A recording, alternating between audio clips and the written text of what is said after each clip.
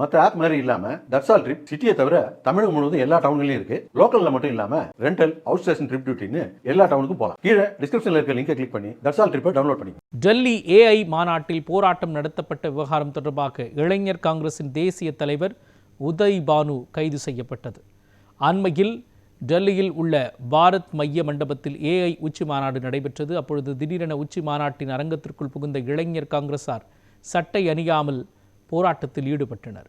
காங்கிரசாரின் இந்த போராட்டத்திற்கு கடும் எதிர்ப்பு எழுந்தது. இந்த நிலையில் ஏஐ உச்சி மாநாட்டில் போராட்டம் நடத்தப்பட்டது தொடர்பாக இளைஞர் காங்கிரசின் தேசிய தலைவர் உதய் பானு கைது செய்யப்பட்டார்.